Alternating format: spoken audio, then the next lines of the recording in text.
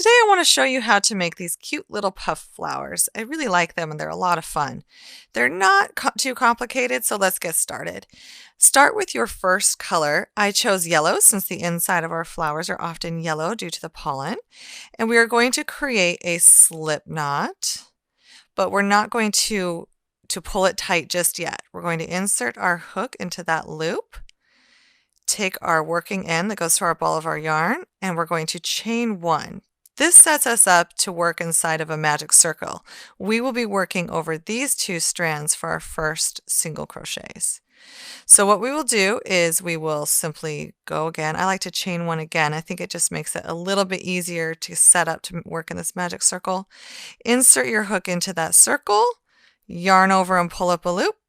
Yarn over and pull through both the loops on our hook to create the first single crochet. We are going to single crochet 5 into this loop.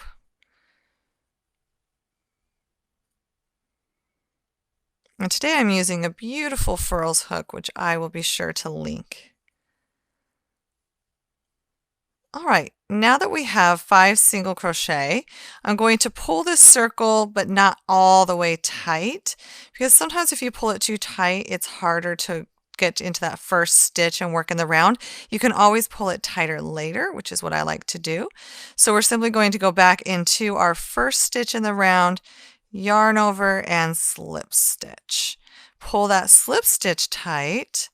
And now we are done with our first color. I actually like to fasten it off, like just cut the yarn right now, because then I'm not dealing with 2 balls of yarn since we are done with that first color. Now bring in the color of the petals of the flowers, and we are going to join that.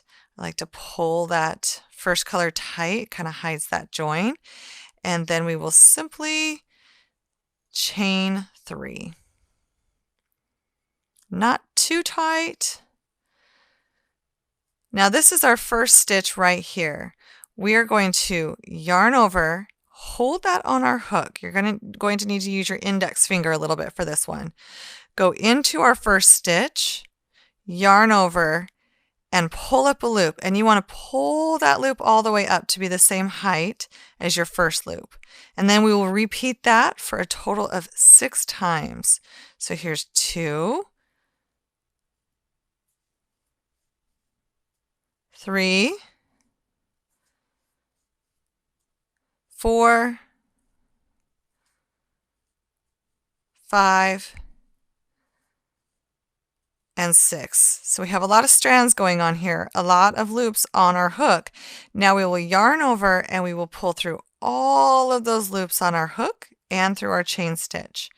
Then we chain 1 for this top stitch. I kind of like to tighten it down. And then we simply chain 3,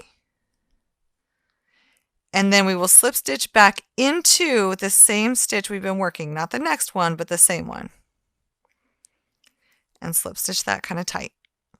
There's our first petal. As we get going, you can kind of push them towards the front, and that's where that poof comes from when you push your chains towards the back. So we will simply repeat that all the way around. Chain 3, yarn over into the next stitch,